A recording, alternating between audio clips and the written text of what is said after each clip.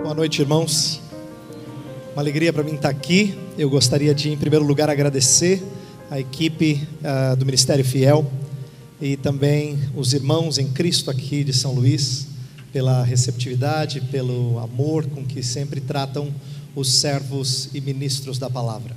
E eu me sinto privilegiado de poder estar com vocês neste lugar. Eu quero explicar a vocês qual é a proposta dessa primeira palestra, dessa primeira palavra nesta noite. E já vou dizer de cara que vai ser mais aula do que sermão. Se você gosta mais de sermão, espera amanhã ou daqui a pouco. Acho que o pastor Leandro vai poder expor com mais clareza algumas coisas. Mas eu achei que era importante, num ano em que nós celebramos os 500 anos da Reforma Protestante, começar esse encontro com uma espécie de aula.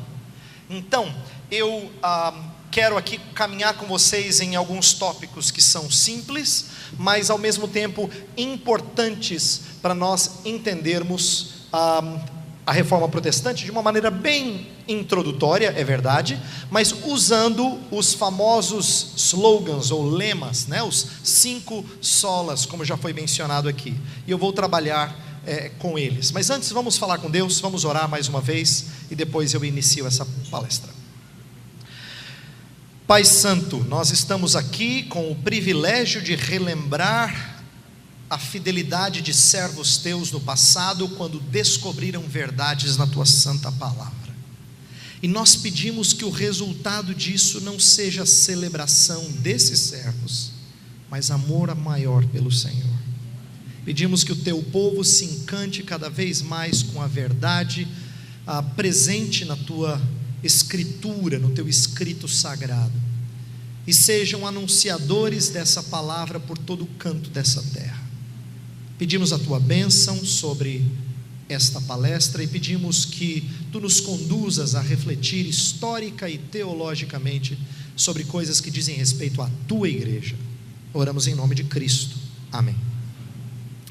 Eu já quero começar a dizer uma coisa que alguns de vocês talvez não saibam. Você já deve ter ouvido algumas vezes a ideia de que a reforma teve 5 lemas, né? Slogans famosos, os chamados solas. Então, sola Scriptura, sola fide, sola gratia, solus Christus e soli Deo gloria. São termos latinos que eu vou explicar daqui a pouco nessa palestra.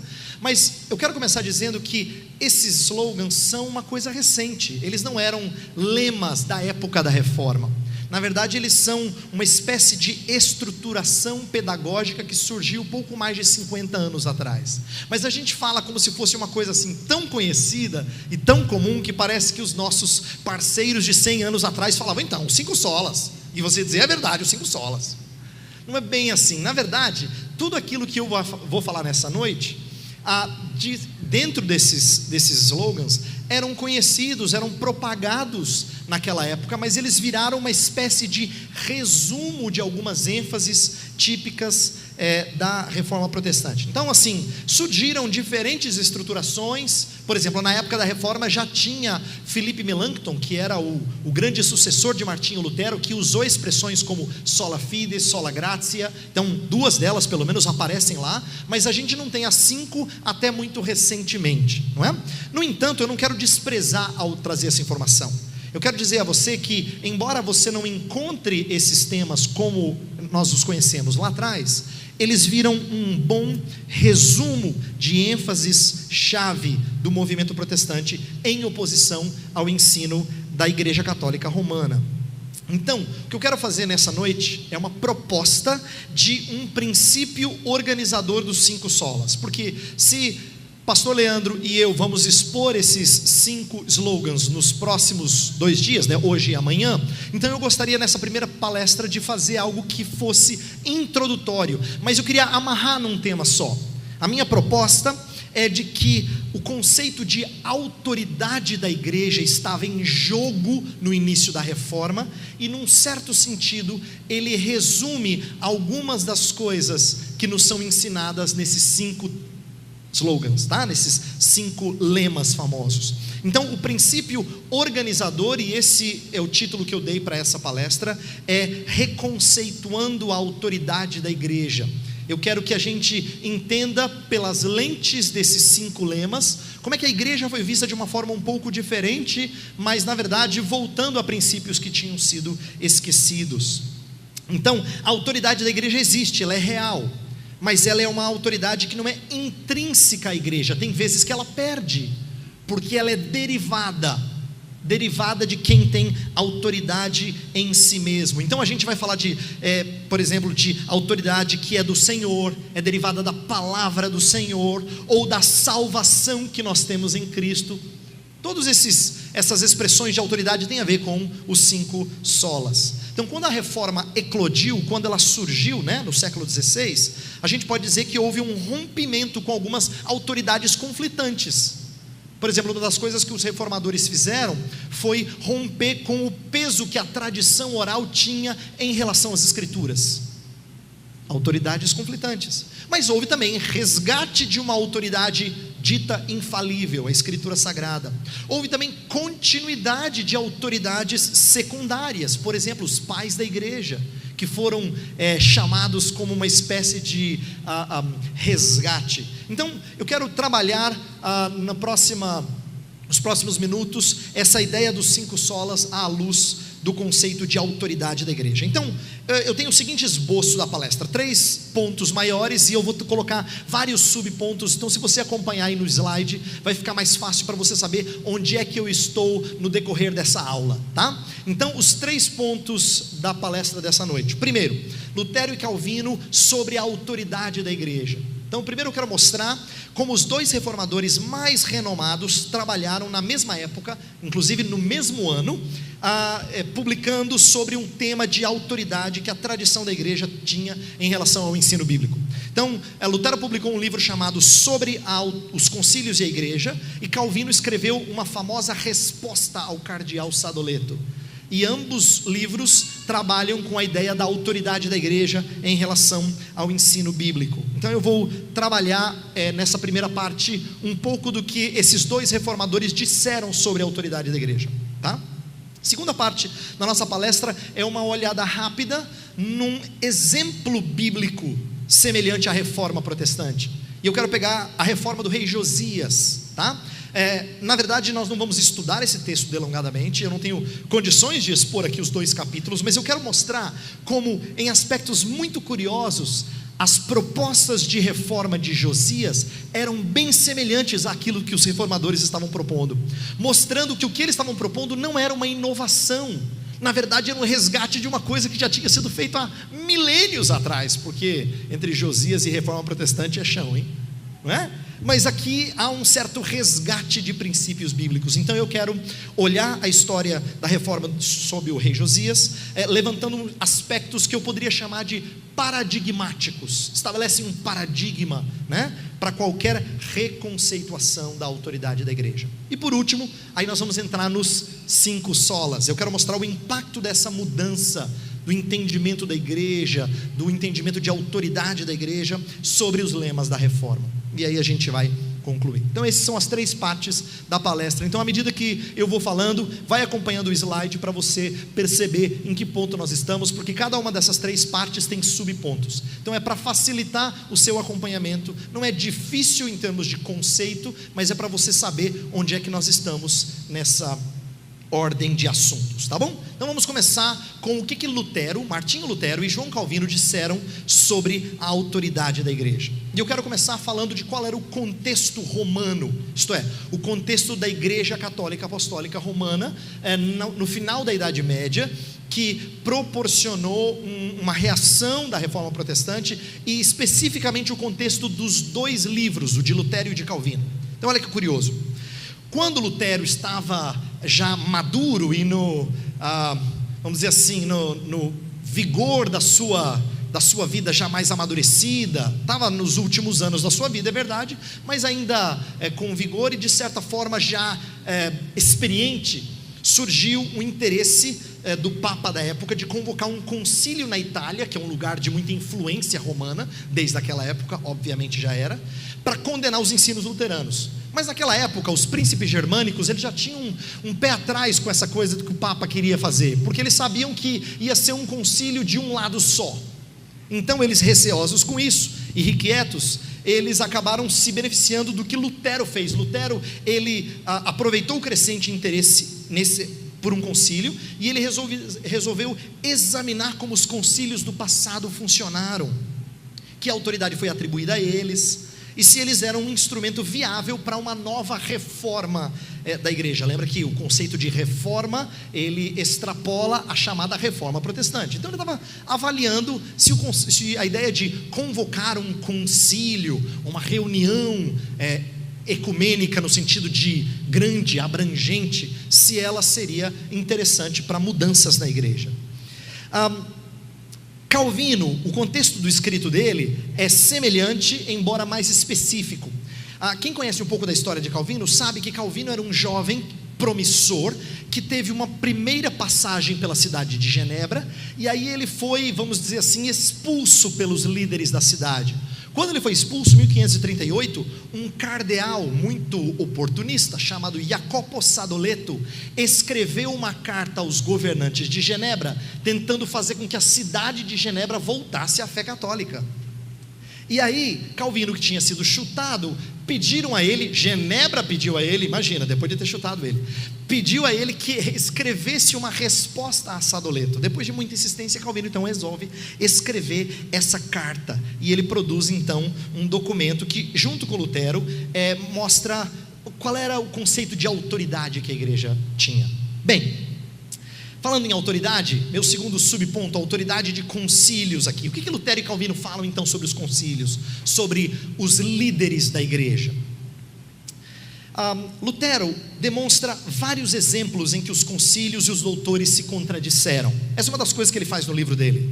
Ele pega assim vários momentos da história em que ele percebe que há contradições de conceitos, de tal forma que ninguém podia dizer há um consenso doutrinário. Ele mostra que havia contradições entre decisões de um concílio aqui, de um concílio acolá, além do que havia alguns decretos conciliares que não eram mais seguidos. Então ele mostra como os concílios têm uma autoridade não tão grande assim, muito inferior à autoridade maior da parte de Deus. Bem, Calvino faz algo parecido, só que ele não está falando de concílio de maneira geral, ele está falando da carta desse cardeal Sadoleto, que estava tentando trazer Genebra de volta para a fé católica. Então, uma das coisas que Sadoleto escreve na carta, esse bispo católico, esse cardeal, ele fala assim: olha, cuidado com aqueles que têm ensinado inovações. Aí Calvino fala assim: olha, é inovação para quem não conhece, porque na verdade eu estou resgatando uma coisa conhecida no passado.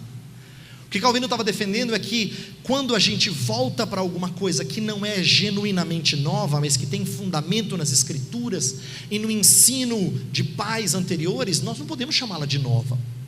Ele vai dizer, pelo contrário, a igreja tem se deturpado ao ensinar no decorrer da Idade Média coisas que não estavam no passado. Ele cita exemplos: transubstanciação, que é o conceito de que na hora da missa aquele pão se transforma no corpo verdadeiro de Jesus. É por isso que tem muito católico que tem medo de morder a hóstia para não sangrar. Essa cultura católica presente no Brasil é resultado desse tipo de doutrina que tem séculos, mas que Calvino vai dizer assim: isso é inovação, isso não estava no começo da igreja cristã. Outro exemplo que ele cita é a confissão lá para o padre, né, e a absolvição privada. Ele disse isso não era prática comum no passado. A ideia do purgatório, a intercessão dos santos, pontos que ele levanta para mostrar que a autoridade de concílios é uma autoridade repleta de falhas. E esse vem a ser um conceito bem protestante. Protestantes não têm problema com líderes, mas ele sabe que líderes são falhos. Ele não tem problema com concílios, dizendo, isso aí é coisa de homens. Mas ele entende que concílios são falhos. Então o que ambos alegam nas suas obras é que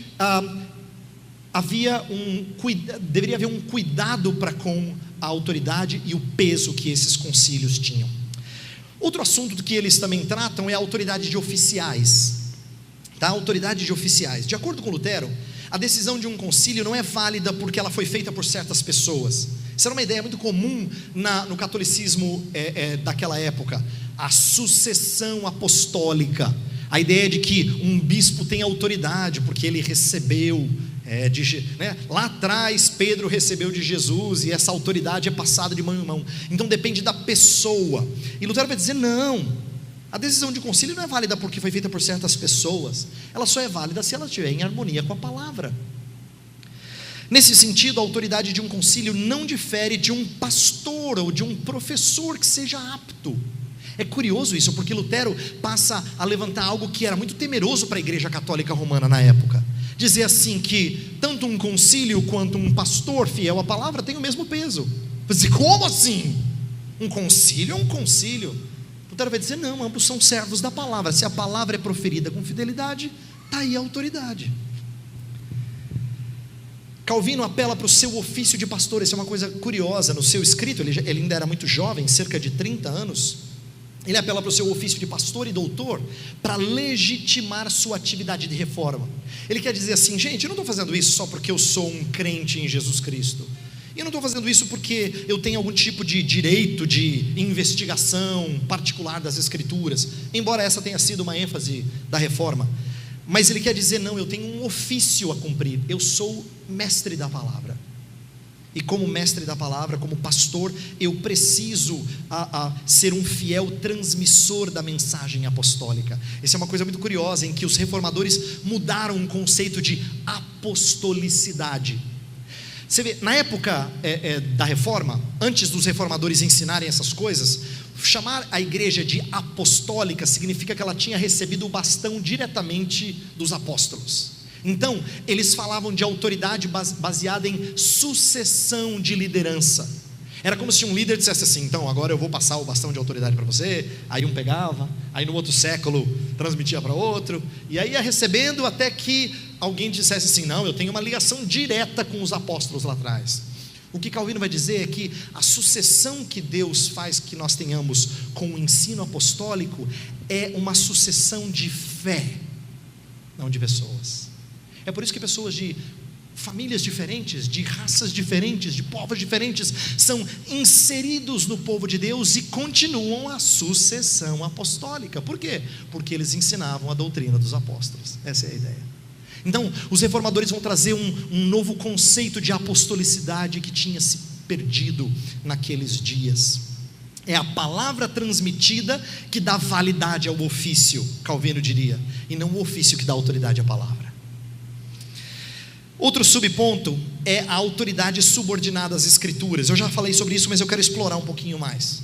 Lutero entendia que a natureza e a função de um concílio não é de estabelecer novos artigos de fé, além dos encontrados nas Escrituras. Isto é, o que concílios têm que fazer? Eles têm que pegar aquilo que está já explicitado nas Escrituras e defender, explicar, mas não criar coisas novas. Ele se via muito preocupado com as ideias novas que surgiam, não é? Assim como os bispos só poderiam julgar alguma coisa como herética se eles conseguissem derivar o veredito de heresia da própria Escritura. Então ele começa a defender a importância, ele mesmo era alguém que era considerado um herético, né? E ele vai dizer, olha, se você conseguir derivar a minha heresia das Escrituras, então você pode chamar de heresia. É isso que ele está querendo dizer. Ele estava alegando que a autoridade de qualquer concílio, de qualquer organização, de qualquer liderança de igreja, sempre é subordinada às Escrituras. Mesma coisa fez Calvino. Ele entendia que era importante nós aprendermos com os pais da igreja, lá do começo dos primeiros séculos, né? Depois do Novo Testamento, e também dos concílios, só que ele não os venerava. No entanto, ele dizia, eles são indispensáveis auxílios para o entendimento da palavra. Olha que interessante, Calvino está fazendo uma coisa que poucos de nós conseguem fazer. Poucos de nós. A maioria ou polariza para um lado ou polariza para o outro.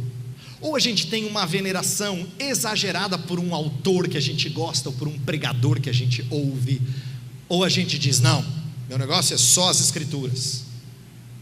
Mas Calvino vai dizer, não, eu não posso venerá-los como se eles fossem, né, fundamentais, no sentido de os intérpretes ilustres das Escrituras, mas eu também não posso esquecer de que eu preciso do auxílio deles. Então ele não foi nem para um lado, nem para o outro. Ele entendeu a importância da tradição, conquanto ela fosse bem compreendida. E último subponto nessa primeira parte é que, como resultado disso tudo, Lutero e Calvino estão trazendo um novo conceito da igreja, mas não é novo no sentido de jamais falado, é parecido com aquele novo de Jesus, né? Novo mandamento vos trago, que vos ameis uns aos outros. Eu fico imaginando os ouvintes, diz assim: Jesus, conta outra, tipo assim, essa aí já está no Antigo Testamento.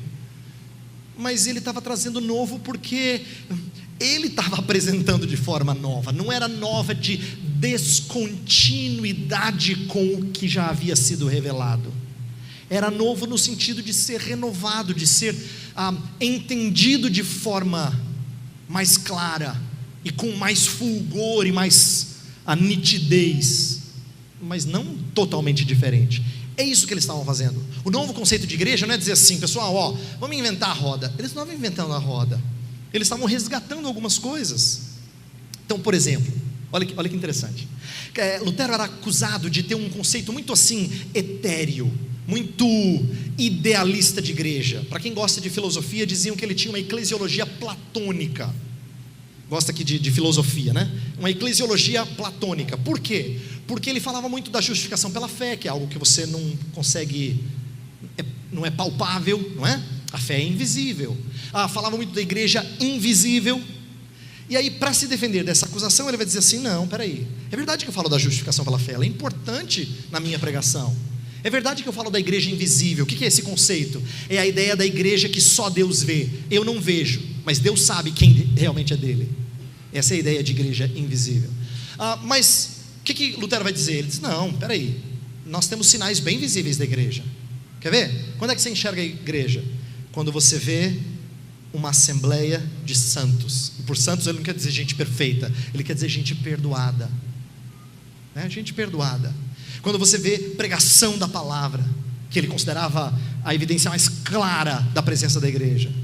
Quando você vê batismos e ceias, né, sendo ministradas, a ministração dos sacramentos. Quando você vê exercício da disciplina. Quando você vê líderes sendo ordenados, né, oficiais. Quando você vê orações. Ele diz: tem várias maneiras da igreja se tornar visível. Então Lutero queria dizer: vocês me atacam de ter uma igreja idealista? Não, minha igreja é bem pé no chão. O pessoal ora, ouve a Bíblia, fala com Deus, não é? Exerce disciplina, toma ceia juntos, e proclamamos que todos somos pecadores que carecem do perdão de Deus. Essa é a visibilidade da igreja, e ela tem que ser visível. Calvino também tinha algo muito precioso em relação a conceitos muito fortes no catolicismo romano sobre igreja. Muitos deles falavam sobre igreja como sendo a mãe dos fiéis. Esse era um conceito muito forte de igreja na Idade Média. E Calvino não vai rejeitar isso totalmente, mas ele vai dizer: é mais do que isso. Ela não é só mãe no sentido de nutrir, mas ela é escola que conduz à verdade. Mas o conceito predileto de Calvino, e eu amo essa ideia dele, ele fala assim: sabe o que é a igreja? É a comunhão dos fiéis. Por que essa ideia é tão linda? Porque ela quebra com hierarquia. É gente no mesmo nível, não tem tablado, não tem diferença, é gente no mesmo nível, é gente que, como fiéis, são conduzidos à comunhão em Cristo Jesus, por obra do Espírito Santo. Então, esse é o novo conceito de igreja, de forma bem resumida, trazida pelos reformadores. Bem, essa primeira parte era só um resumo histórico dessas ênfases. Eu quero agora entrar num exemplo bíblico. Então eu vou pedir que você abra a sua Bíblia. A gente vai caminhar aqui nesse exemplo semelhante de reforma, só que agora nas Escrituras. E eu quero mostrar como muitas das coisas que aconteciam na época da reforma, no começo dela, era bem parecido com a história de Josias. E o que ele se propõe a fazer é muito parecido com o que Lutero e Calvino queriam propagar, tá? Então abra sua Bíblia lá em 2 Reis. Nós vamos começar no capítulo 22. Eu não vou ler os 2 capítulos inteiros, fique tranquilo, tá? Eu tenho hora para terminar aqui. Não vou fazer uma exposição de 2 capítulos. Eu só quero destacar algumas coisas importantes para você saber, e vou ler alguns versos isolados aqui e acolá. Então, eu quero começar essa segunda parte com o contexto espiritualmente doente. Um contexto espiritualmente doente. Se você olhar na sua Bíblia, o capítulo anterior, nós não vamos ler, segundo Reis 21, tem o reinado de Manassés. Manassés foi o rei de Judá mais mau que houve, e foi o pai de Josias? Bem, Manassés havia feito coisas horrendas, desde trazer impurezas para o templo, até oferecer próprio filho para sacrifício a um deus falso. Havia inserção de prostituição cultual, havia uma profanação do templo com culto, com objetos de culto de outros deuses, muita coisa, muita coisa. Ele acabou utilizando utensílios do templo para pagar e fazer outras coisas, pagar dívidas suas e assim por diante. Então, Manassés é o péssimo exemplo de contexto espiritualmente doente. Mas o que chama a minha atenção é a maneira como o livro dos reis conta a história dos reis. Sabe por quê? Quando Josias vem ao reinado, nunca é assim, e Josias fez segundo seu pai Manassés, ou não fez segundo seu pai. Por quê? Porque Manassés nunca é, ou o pai nunca é o padrão. O padrão sempre é, e fez segundo o seu pai Davi. Olha para o verso 2 de 2 Reis 22. Fez ele o que era reto perante o Senhor, andou em todo o caminho de Davi, seu pai. Você vai dizer, não, o pai não era Manassés? Era, mas ele quer dizer que o antecessor que conta é Davi.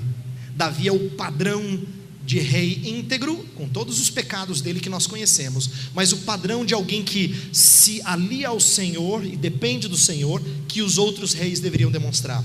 O que isso nos ensina? Interessante isso, de que ao mesmo tempo que Josias não segue uma tradição de Manassés, ele segue uma tradição de Davi.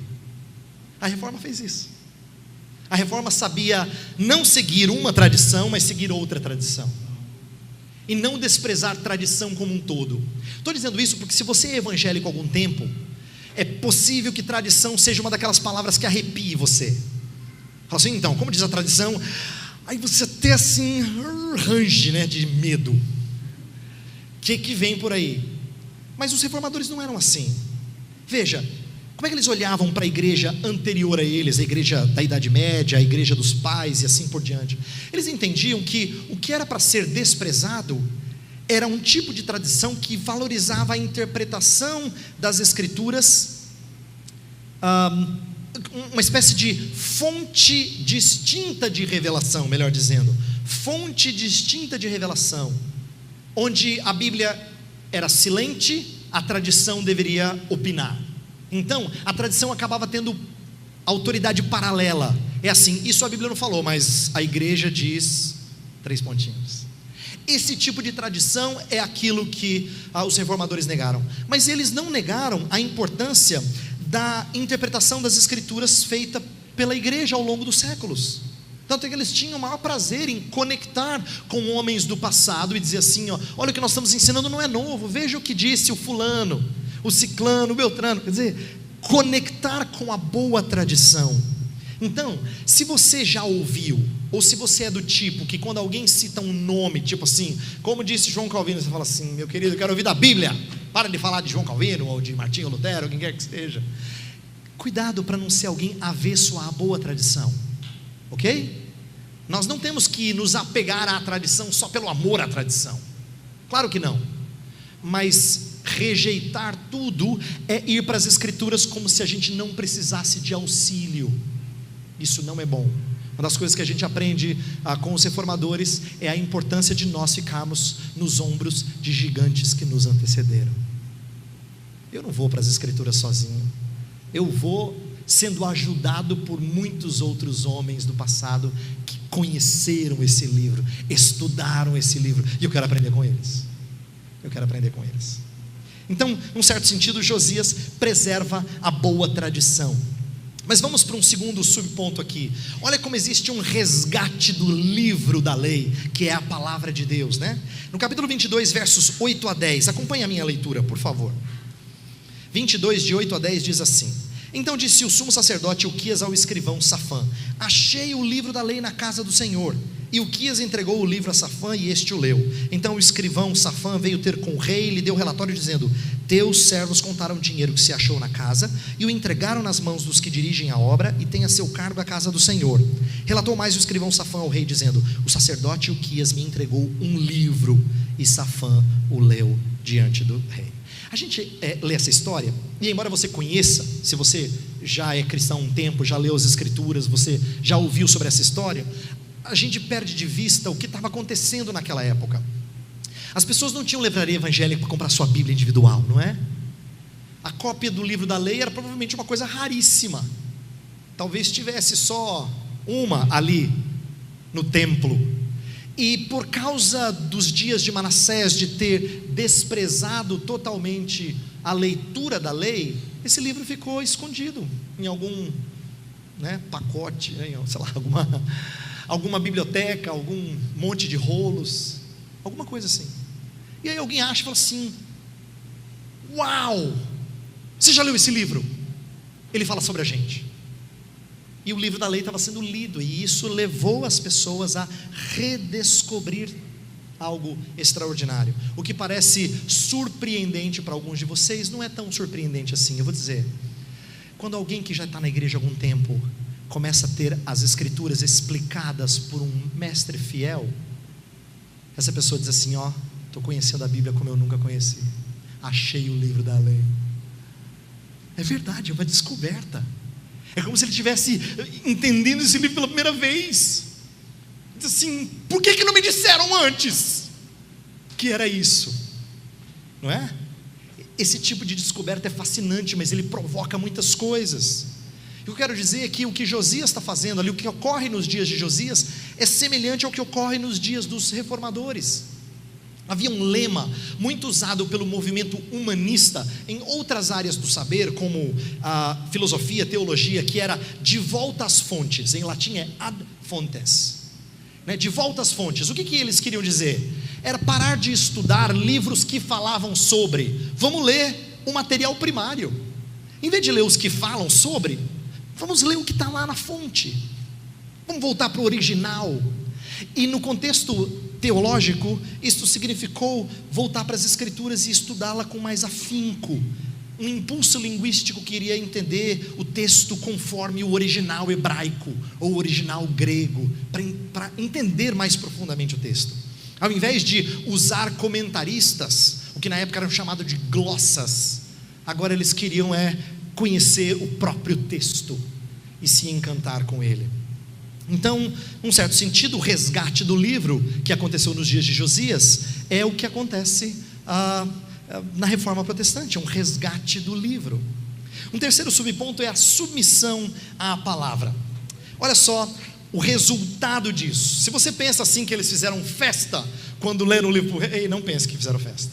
O impacto foi assim impressionante, foi de chacoalhar o chão.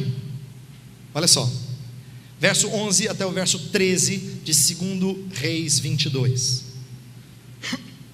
Tendo o rei ouvido as palavras do livro da lei, rasgou as suas vestes. Essa expressão de profundo arrependimento. Rasgou as suas vestes. Ordenou o rei a Ilquias, o sacerdote, a Aicão, filho de Safã, a Acbor, filho de Micaías, a Safã, o escrivão, e a Asaías, servo do rei, dizendo: ide e consultai o Senhor por mim, pelo povo e por todo o Judá, acerca das palavras deste livro que se achou, porque grande é o furor do Senhor que se acendeu contra nós, porquanto nossos pais não deram ouvidos às palavras deste livro, para fazerem segundo tudo quanto de nós está escrito. Eu gosto demais do início desse verso 13: ide e consultai o Senhor. Ele era rei. Quem está falando isso é o rei Josias. Mas o que ele diz? Eu estou subordinado ao Senhor. A minha autoridade é subordinada à autoridade da palavra desse livro. Por favor, consultem a Deus por mim. Eu quero saber o que Deus vai fazer com o nosso povo diante de tantos pecados anteriores. Olha só que entendimento, dessa submissão à palavra. O rei podia mandar e desmandar. Inclusive, se você prestar atenção na sua leitura de Reis ou de Crônicas, você vai perceber que o povo sempre acompanha a tendência do rei. Se o rei fazia o que era reto perante o Senhor, o povo vai atrás. Se o rei fazia o que era mal perante o Senhor, o povo vai atrás. A gente não encontra assim pessoas contestando o rei, dizendo assim: ô rei, nós queremos fazer a tua vontade, Deus, nós queremos fazer a tua vontade contra esse rei. Raríssimos os casos em que isso acontece esporadicamente, mas na maioria das vezes você tem o povo seguindo o rei. Então o rei tinha poder total, né? Total nas mãos, mas esse rei, temente ao Senhor, diz: ide e consultai ao Senhor. Ele está submisso à palavra de Deus. Eu gosto demais, e eu vejo a relação disso com o que aconteceu com Martinho Lutero na Dieta de Worms, 1521. A Dieta de Worms foi um encontro no qual muitos líderes foram reunidos para, dentre outras coisas, exortar Lutero a negar tudo que ele tinha ensinado até então. Estava no começo da reforma, mas Lutero já tinha chacoalhado muita gente, e ele é colocado diante de uma situação em que ele tem que dizer: eu me arrependo de tudo que eu escrevi. Tudo bem, Lutero, então agora a gente não expulsa você da igreja. Mas Lutero fala uma frase famosa que virou uma espécie de lema de tudo aquilo que ele ensinou. Ele falou: a não ser que eu seja convencido pelas escrituras, pela palavra, a não ser que eu não vá contra a minha consciência, que ele fala que não é bom ir contra a consciência, eu vou permanecer onde eu estou. É aqui que eu fico. É aqui que eu fico. Essa frase, por mais que ela seja simples, ela vem num contexto de tremenda perseguição, que poderia significar ali a própria vida dele. Mas ele diz: a não ser que eu seja convencido pelas escrituras, eu fico aqui, eu permaneço onde eu estou. Isso é submissão à palavra. Submissão à palavra não é ser arrogante, é ser humilde servo dela. É isso que você precisa entender. Convicção não pode ser fruto de arrogância, tem que ser fruto de quem se submete à veracidade da palavra. Se é isso que ela diz, eu preciso me submeter a ela, então eu tenho que proferi-la com convicção. Não é arrogância, é humildade. Falando em humildade, o próximo subponto fala da reforma que pressupõe arrependimento. 2 Reis 22 versos 19 e 20 dizem assim: porquanto o teu coração, isso aqui é a palavra da profetisa em resposta à consulta que o rei fez. Ela diz assim: porquanto o teu coração se enterneceu e te humilhaste perante o Senhor, quando ouviste o que falei contra este lugar e contra os seus moradores, que seriam para assolação e para maldição, e rasgaste as tuas vestes e choraste perante mim, também eu te ouvi, diz o Senhor. Pelo que eis que eu te reunirei a teus pais, e tu serás recolhido em paz à tua sepultura, e os teus olhos não verão todo o mal que hei de trazer sobre este lugar. Então levarão eles ao rei esta resposta. O que está acontecendo aqui? Deus falou assim: por causa da tua humilhação, eu não vou trazer juízo nos teus dias. Por causa da tua humilhação, eu não vou trazer juízo nos teus dias. A ideia de arrependimento é preciosa em toda a escritura. Todas as vezes que um rei queria renovar a aliança com o Senhor, isso pressupunha quebrantamento, arrependimento. E eu quero que você compreenda o seguinte: reforma não acontece se não tiver arrependimento. Inclusive, uma das coisas que chamou a minha atenção lá atrás, quando eu comecei a estudar pela primeira vez as 95 teses, é que a primeira das 95 diz assim: nosso Senhor e Mestre Jesus Cristo, em dizendo arrependei-vos, afirmava que toda a vida dos fiéis deve ser um ato de arrependimento. E assim começa as 95 teses. Toda a vida dos fiéis deve ser um ato de arrependimento. Arrependimento pressupõe, ou melhor, reforma pressupõe arrependimento. Lutero estava vendo uma corrupção generalizada, e o que ele queria era reformar a igreja, mas isso exigia arrependimento. E isso acontece na nossa vida também. Não pode haver, como não podia haver nos dias de Josias, um mero medo das consequências. Isso acontece com um outro rei, Saul. Saul desobedece o Senhor. Samuel, o profeta, chega diante dele e o confronta, e aí Saul fala assim: ora para o seu Deus, para que isso que você falou não aconteça conosco. Saul está tão distante do Senhor, que ele fala para o seu Deus, Samuel. Samuel vem confrontá-lo, e ele tem medo das consequências. Muitas vezes as pessoas têm medo das consequências, elas não têm tristeza de alma porque feriram a santidade do Senhor. Isso é muito diferente nas escrituras, tá? Alguns diriam assim, tem momentos que eles falam assim: arrependimento não é o que o Judas experimentou, é aquilo que Pedro experimentou, é a tristeza, frustração de ter desonrado o Senhor da sua vida. Último subponto dessa segunda parte, nós vamos para a última. Autoridade subordinada às escrituras para reformar. Capítulo 23, os versos 4 até o 23, eu não vou ler tudo, fala de vários aspectos em que as escrituras nortearam vários atos de reforma. E você vai perceber agora que muita coisa que eu falei de Lutero e Calvino repete aqui. Tudo que eu falei na primeira parte, várias coisas que eu falei na primeira parte. Por exemplo, no versículo 4 a gente tem uma confirmação da autoridade dos oficiais, aqueles que são fiéis. Quem é fiel, esse continua tendo autoridade. Versículo 4, Josias encomenda então os oficiais. Olha só, o rei ordenou ao sumo sacerdote Ilquias e aos sacerdotes da segunda ordem, aos guardas da porta, que tirassem do templo do Senhor todos os utensílios que se tinham feito para Baal e para o poste ídolo e para todo o exército dos céus, e os queimou fora de Jerusalém nos campos de Cedron e levou as cinzas deles para Betel. Quer dizer, ele deu essa ordem para quem era oficial. Lembra que Calvino e Lutero falaram da ideia da autoridade dos oficiais, mas sempre uma autoridade subordinada à palavra. Acontece aqui, uma autoridade de oficiais fiéis. Mas não tinha só oficiais fiéis, tinham oficiais infiéis, para mostrar que o que traz autoridade a um oficial não é o fato de ele ser oficial, e sim fidelidade às escrituras. Porque no verso seguinte, lembra que ele comissionou o sumo sacerdote e alguns outros sacerdotes para uma tarefa, mas no verso seguinte, olha o que ele faz: também destituiu os sacerdotes que os reis de Judá estabeleceram para incensarem sobre os altos das cidades de Judá e ao redor de Jerusalém, como também os que incensavam a Baal, ao sol, à lua e aos mais planetas e a todo o exército dos céus. Quer dizer, tinham sacerdotes que tinham posição oficial, mas eles estavam ensinando idolatria, e Josias resolve o quê? Destituí-los. Então, a autoridade de um oficial está na veracidade daquilo que ele faz, é calcado na palavra, antes do que na sua posição. Mesma coisa no versículo 8, fala que aos sacerdotes que trouxe da cidade de Judá, que profanaram os altos, também foram destituídos. Então, existe aqui um cuidado de limpar de maus líderes, uma reforma sempre limpa de maus líderes.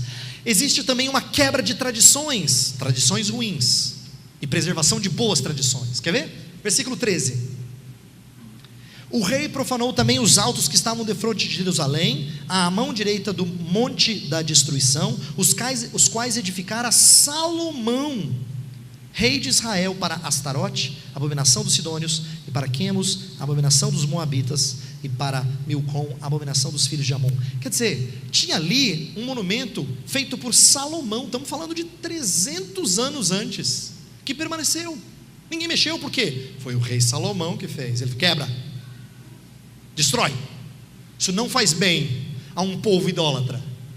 Então ele rompe com tradições antigas. Mesma coisa no versículo 15, olha lá: também o altar que estava em Betel e o alto que fez Jeroboão, filho de Nebate, que tinha feito pecar a Israel, esse altar junto com o alto, o rei derribou, destruiu o alto, reduziu a pó o seu altar e queimou o poste ídolo. Jeroboão viveu 200 e poucos anos antes de Josias. O que ele fez? Destrói. Mas é um marco histórico, e as pessoas que vêm visitar aqui tiram foto, fazem turismo. Não, quebra. Ele rompe com as tradições que são maléficas. Mas não pense que ele só gosta de destruir tudo que é antigo, ele também preserva a boa tradição. Tem uma coisa muito curiosa que acontece no versículo 16 a 18, olha só: olhando Josias ao seu redor, viu as sepulturas que estavam ali no monte, mandou tirar delas os ossos e os queimou sobre o altar, e assim o profanou, segundo a palavra do Senhor que apregoara o homem de Deus que havia anunciado essas coisas. Então perguntou: que monumento é este que vejo? Responderam-lhe os homens da cidade: é a sepultura do homem de Deus que veio de Judá e apregou estas coisas que fizeste contra o altar de Betel. Josias disse: deixai-o estar, ninguém mexa nos seus ossos. Assim deixaram estar os seus ossos com os ossos do profeta que viera de Samaria. Você pode ler essa história, está em 1 Reis 13, 3 séculos antes de Josias. Alguém disse: vai ser destruído toda essa profanação aqui. E a história é muito triste, porque o homem de Deus que falou uma verdade acabou pecando contra o Senhor e foi castigado, mas o que ele disse era verdadeiro. Fizeram um monumento lá. Josias descobre isso. Ele não fala quebra, ele pergunta: o que é isso aqui?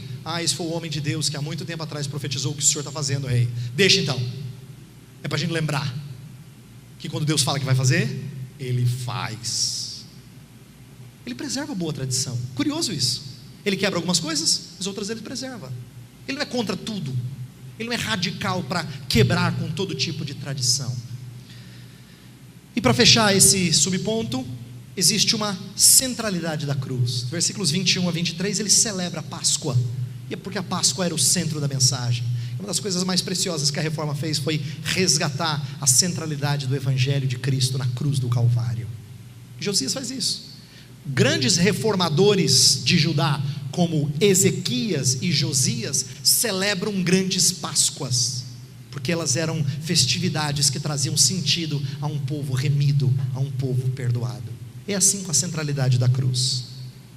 Eu quero terminar então com a última parte da minha palestra, que é o impacto dessa mudança nos lemas da Reforma.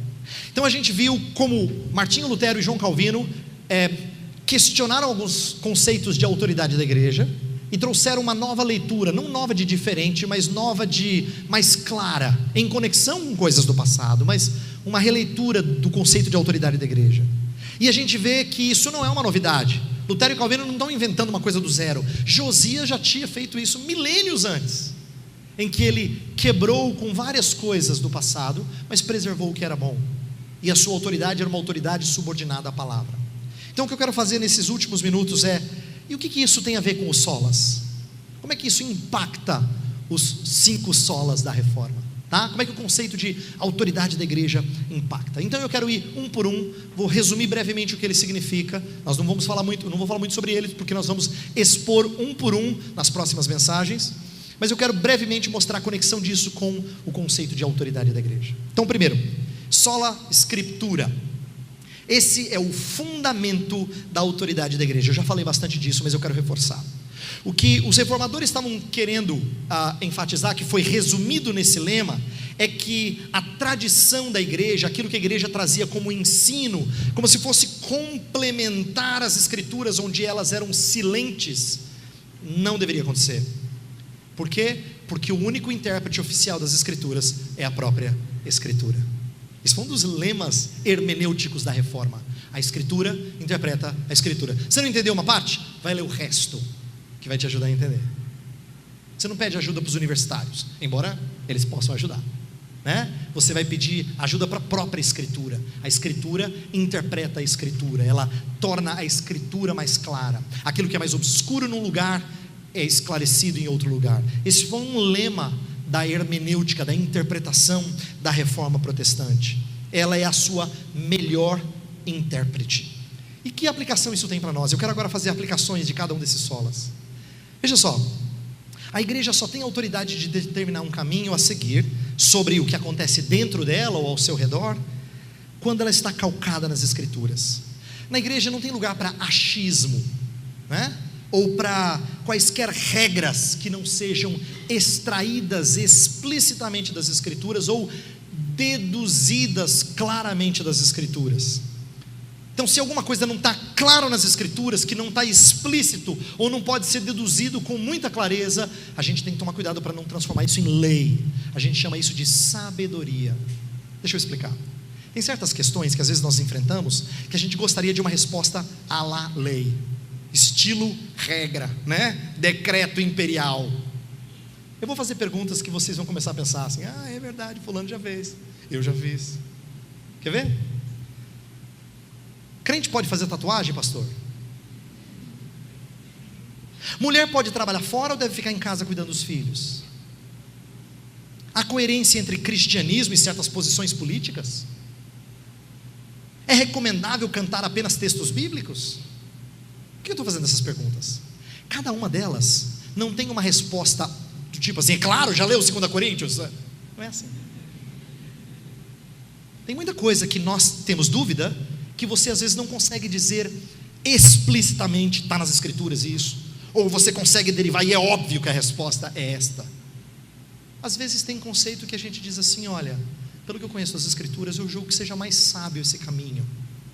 Mas quando eu falo eu julgo que é mais sábio, eu não determino, porque a igreja não tem autoridade para determinar o que não está determinado como lei, como regra. Eu não posso dizer que alguma coisa é pecado quando a escritura não diz com todas as letras que é pecado.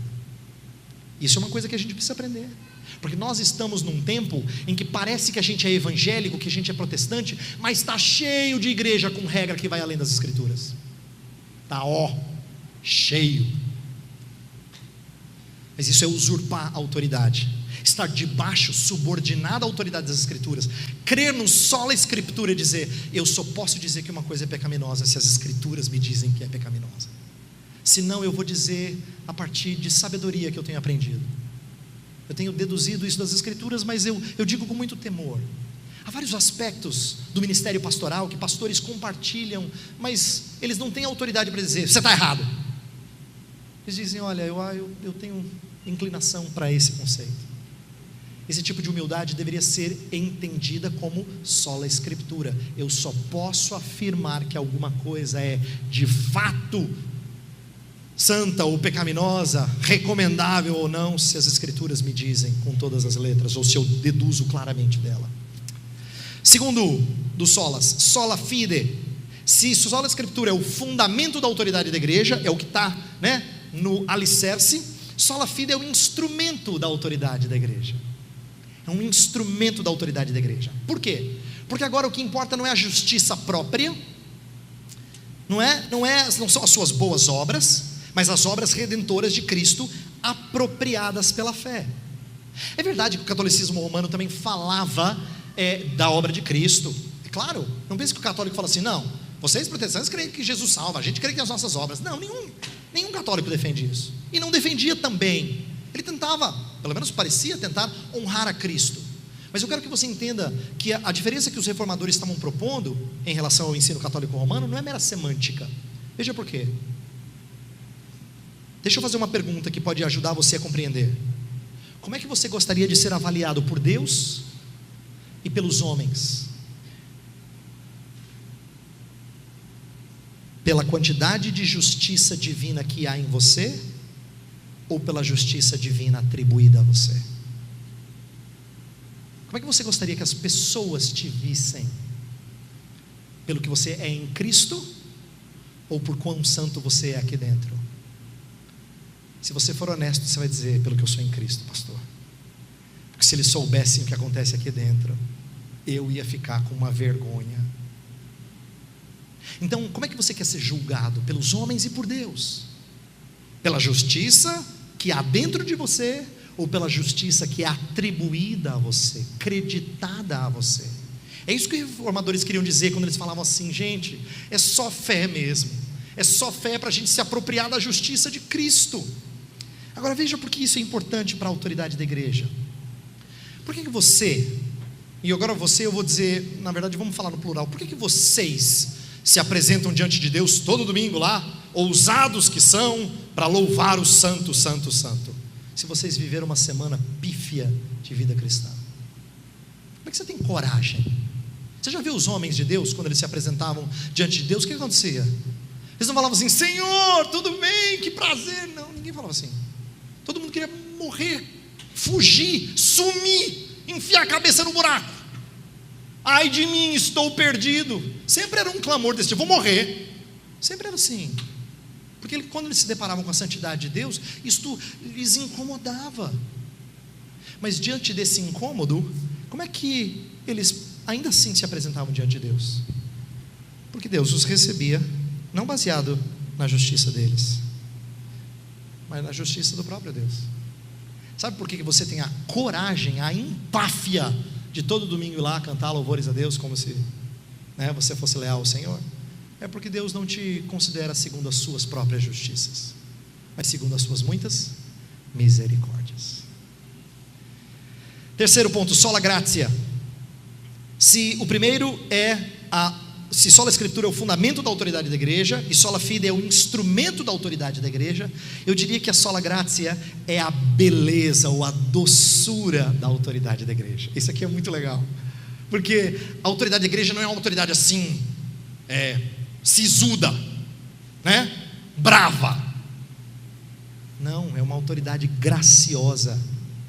Isso é tão curioso, porque a maioria de nós, principalmente quem é pai, ou quem está numa posição de chefia no trabalho, escola, onde quer que seja, você sabe que às vezes para impor autoridade você tem que falar grosso. A gente não está acostumado a pensar que autoridade e graça tem tudo a ver, mas na vida do povo de Deus tem. Essa autoridade é graciosa, ela é graciosa. Isso significa que, sola gratia significa que o peso não está nos méritos próprios. Por isso que Lutero foi contra as indulgências, né? Nós somos salvos pela graça, e pela graça com uma justiça passiva, ele dizia. Significa que nós não fazemos nada, nós não temos participação. Por isso que, de acordo com Lutero e Calvino, você não participava em nada da sua salvação. Eles não acreditavam numa salvação sinergista, em cooperação entre Deus e os homens. Pelo contrário, era totalmente monergista. Deus é quem vem nos salvar. Agora, eu quero aplicar e tentar mostrar isso a vocês, o porquê que isso é importante. Presta atenção em como a autoridade precisa ser graciosa. Uma vez eu estava aconselhando um casal, no qual havia tido problemas de relacionamentos sérios. Eles poderiam talvez ter rompido esse relacionamento, mas eu disse aos dois: como é que vocês gostariam de ser julgados? Por justiça ou por misericórdia? Qual é o fundamento do relacionamento de vocês?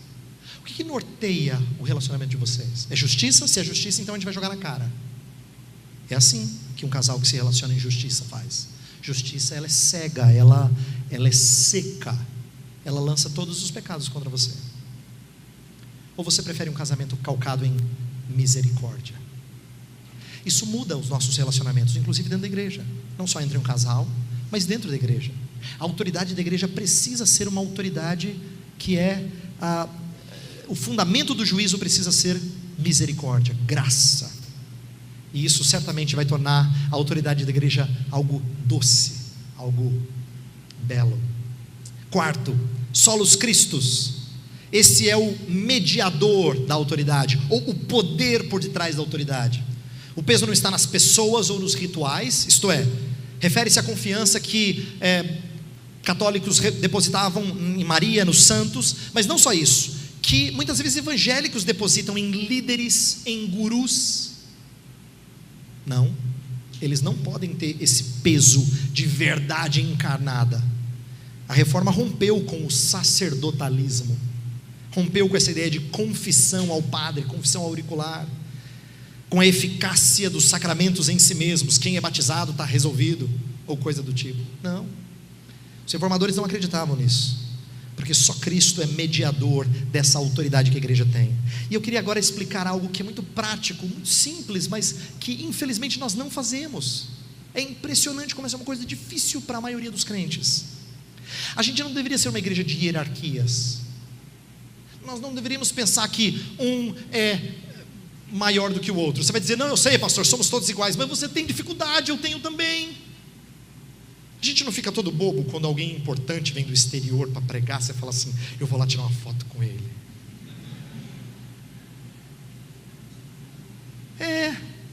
Só que isso mostra que nós às vezes esquecemos de que outros homens de Deus que pregam a palavra são santos como nós. A igreja não é a comunhão dos santos? É a comunhão dos santos. Agora, tem uma aplicação mais séria, mais difícil. Se é a comunhão dos santos, significa que você tem tanto direito de exortar aquela pessoa importante quanto ela a você, em Cristo Jesus. Mas sabe o que a gente fala? Quem sou eu, pastor? Quem sou eu? Porque a gente tem aquele conceito assim de que gente importante é só um outro importante pode fazer. Mas você lembra daquele texto que fala assim: onde 2 ou 3 estiverem reunidos em meu nome, ali estou no meio deles? Não é para reunião de oração fracassada, tá? Esse verso fala sobre disciplina eclesiástica. Quando 2 ou 3 estão diante de alguém em pecado, em nome da verdade de Cristo, Cristo está ali. Ele promete que o poder dele está ali. Portanto, solos Christus na vida da igreja significa que só o poder de Cristo é mediador dessa autoridade que a igreja tem, e não autoridades. E o último sola, soli deo gloria. Esse é o propósito da autoridade da igreja. Por que a igreja tem autoridade? É para a glória de Deus. Não é pelo que os homens fazem, mas é pelo que Deus realiza em nós. Se tudo vem dele, se tudo é por meio dele, certamente tudo tem que ser para ele, Romanos 11:36. E aí, o que nós temos que lembrar é que a igreja nunca pode ser lugar de fãs ou de celebridades, mas é o lugar em que pessoas comungam com redimidos pelo mesmo Salvador, para a glória do mesmo Senhor. Deixe-me concluir, e a minha conclusão é simples. Nós estamos iniciando nesta noite uma celebração dos 500 anos da Reforma. Isso vai acontecer em vários lugares, não só do Brasil, mas do mundo. Nesse ano de 2017, os 500 anos da Reforma vão ser relembrados. Mas por que a gente faz isso? Não pode ser por um apego à história, como uma tradição inquestionável, ou porque a nossa igreja a gente acha que é a correta. Esse tipo de espírito iria contra o próprio espírito da Reforma. Por quê? A Reforma tinha em si o conceito de que igrejas deterioram. Então, por isso que você precisa reformar. É igual casa. Você não constrói a casa e ela fica intocável por 50 anos. Não é assim. Nesse mundo mal, igrejas se deterioram. Então o que você faz? Você reforma. E daí surge o famoso lema, e eu quero terminar com esse: Ecclesia semper reformanda est, que às vezes é traduzido por igreja reformada, que não está aí, mas igreja deve sempre estar reformando. Só que isso é um lema mal compreendido. Ele também é um lema recente, mas ele é um lema muitas vezes mal compreendido, e eu gostaria de terminar fazendo-nos refletir sobre a importância de um correto entendimento dele. O lema costuma ser visto como se fosse uma porta aberta para inovar. Gente, igreja reformada sempre reformando, entendeu? A gente tem que mudar aqui, está muito antiquado. Não é uma licença para você reinventar a igreja.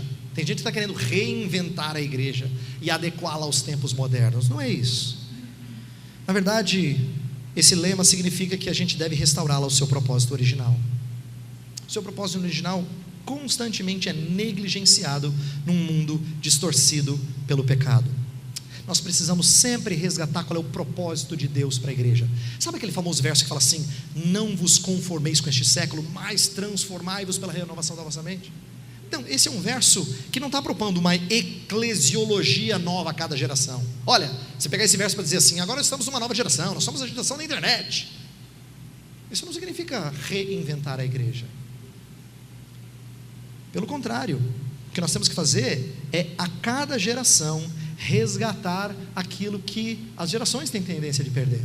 Quando fala não vos conformeis com este século, é porque a mente comumente é adaptada a um tempo pecaminoso. Por isso que ela precisa aprender qual é a boa, perfeita e agradável vontade de Deus. Qual é a vontade de Deus para a vida da igreja? É isso que nós precisamos resgatar. É isso que significa a igreja reformada sempre reformando. Ela sempre volta. Por quê? Porque ela fica velha, ela deteriora, ela estraga, ela perde o propósito. Então ela precisa de reforma para voltar ao seu propósito original. Então, se eu pudesse fazer um jogo de palavras, seria mais ou menos o seguinte: não é a fé, isto é, aquilo em que nós cremos, que é reformada, mas é a fé, isto é, a nossa confiança nas verdades, que é reformada. Não é a fé objetiva que precisa de reforma, é a nossa fé subjetiva que precisa de reforma. Constantemente nós precisamos ser reformados, mudados, reestruturados, para que a gente se apegue de novo à perfeita, boa, agradável, santa vontade de Deus. E é isso que eu espero que essa conferência e outras reflexões nos ajudem. Vamos orar, pedir que Deus nos permita sempre reformar conforme os santos propósitos da sua palavra. Pai do céu, nós te bendizemos, porque tua palavra e a história da tua igreja nos ensinam coisas preciosas sobre a necessidade de nos reformarmos à luz da tua santa escritura.